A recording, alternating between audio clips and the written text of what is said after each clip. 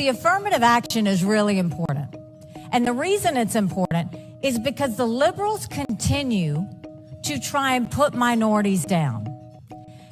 And the way they do it is they say, oh, but, minority parents don't need to pick the schools for their kids. We know better, we'll pick it. You know why they bring up affirmative action? Because they know this is a racial issue, especially towards black people.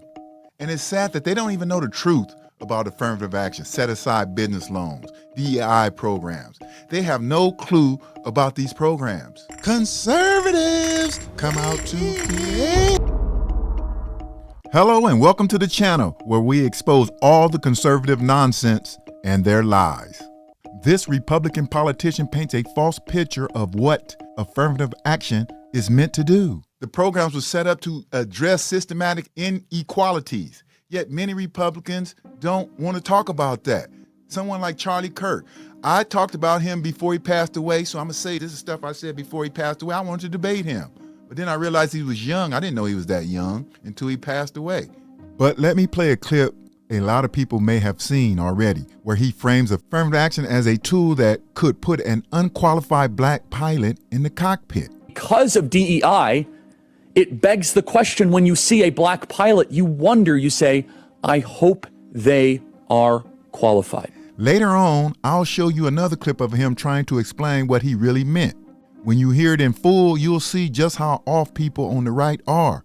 But I get it. This is what their slow audience wants to hear. This is what people on the right want to hear. They claim merit is overlooked. That's bull crap. The positions are not given based on race. The opportunity is given because nobody was given overqualified people opportunity. Let me tell you why he was wrong about it. One, it only affects government, okay, and businesses who receive government aid. So really, only about 30 to 40% of the businesses in this country even practice affirmative action. Most never even have to focus on that. That's why you go somewhere, you don't see any black people hired on the job. Two, it was just about giving people the same opportunity. They still had to pass the test. They still had to meet the requirements. Three, when it was in effect, it wasn't just about hiring specific jobs at a company. It was about maintaining a certain number of employees. So an airline does not have to hire a pilot. This is why his argument sounded so crazy and stupid. They can just hire a janitor to meet their quotas. And many did that. People who put the suitcases on the plane. His argument was so ridiculous because pilots still have to pass the test. You think a billion-dollar company is going to let some unqualified man fly their plane? Nope. I used to watch his audience would eat it up like he was saying something so profound. Even when he talked about black women being not qualified. Michelle Obama and Sheila Jackson Lee and Ketanji Brown Jackson were affirmative action picks, we would have been called the racist. But now they're coming out and they're saying it for us. They're coming out and they're saying, I'm only here because of affirmative action. Yeah, we know. You do not have the brain processing power to otherwise be taken really seriously. You had to go steal a white person's slot to go be taken. You know, I'm going to be nice because this man is not here now. But does that sound like a Christian man? Those words, that attitude? He makes it sound like these women were just handed positions they didn't earn. First, many of the DEI positions were filled with white women.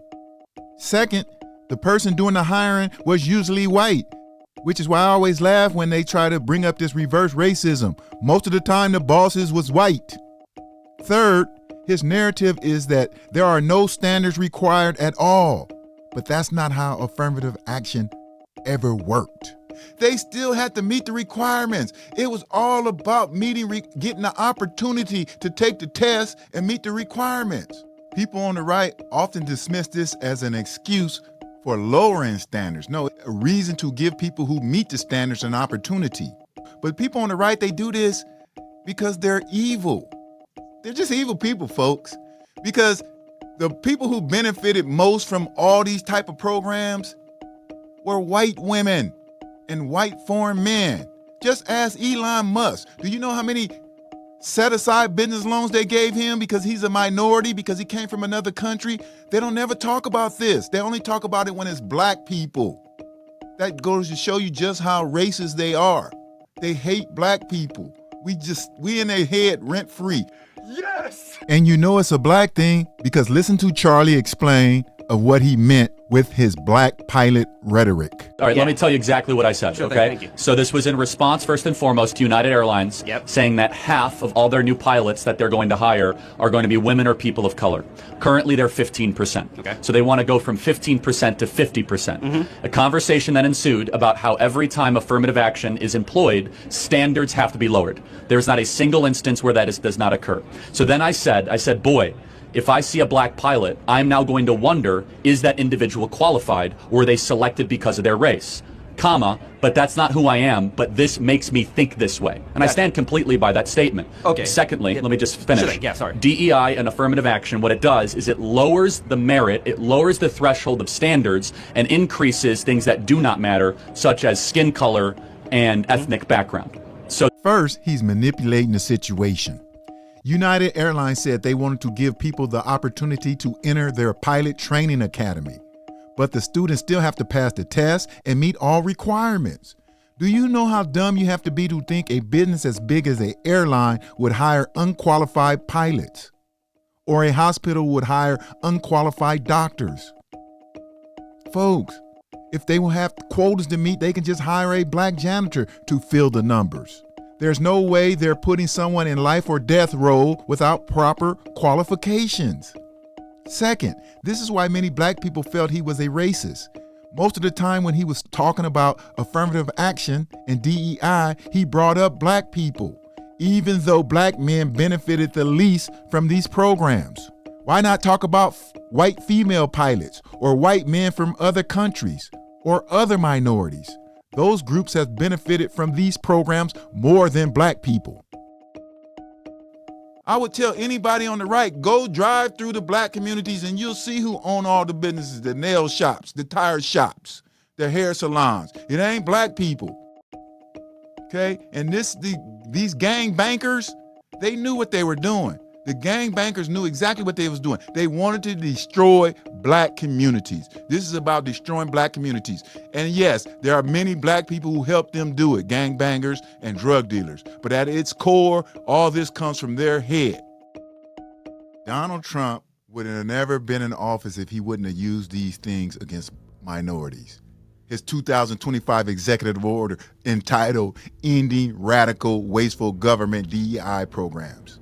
Are you going to end the programs where corporations get these tax breaks? Corporations get all our money? No, you're not going to end those programs because those are your friends. But what gets me is I understand evil is going to do what they want to do. Donald Trump is evil at his core. He just wants power. That's right, buddy. But all this affirmative action and DEI talk from him, Charlie, and other Republicans, it all started with Rush Limbaugh. He mainstreamed this narrative. He was the one who used this topic as a racial talking point, and they all followed. This is Rush speaking about President Obama with one of his callers. Has reared its ugly head against them. It's the reverse of it. They've ended up nominating and placing at the top of their ticket somebody who's not qualified, who has not earned it. It's perfect affirmative action. And because of all this guilt and the historic nature of things, nobody had the guts to say, wait a minute, do we really want to do this? So they do it, and then they start behaving in manners and ways that let us know that they've goofed up with the choice. And now we know why all these people on the right knock black accomplishments. Obama got in schools they couldn't get in. They are all junior college dropouts. And all this stuff about white guilt, if there was really white guilt, why would we need laws to be fair? If there was white guilt, why did the government put drugs, guns, and gangs in our communities? If there was white guilt, why we don't own or control anything? All these maggots on the right do, they will just say anything. This is why America is bad, because rich, evil people run this country. And you let them do it just because you're so emotional about race. All they got to do is start talking about racism or anti-white racism, and it gets under your soul and you start getting hyper and so, yeah, Donald Trump, I want Donald Trump. This man didn't even like you years ago. He used to hang out with all kind of black people, okay? Not because he liked black people, because it was money on the line. But y'all want to sit there, Donald Trump. The orange man don't give anything about nothing. That's why you see his son-in-law, all his friends, they all getting richer right now because of y'all. You dummies, you fools. Okay, look at the farmers. These is white farmers losing everything because of Donald Trump. And they voted for Donald Trump. Told him what he was getting ready to do, but they still voted for him because he made them feel good that he was coming for black people. And that's what you wanted to hear. That's what you love.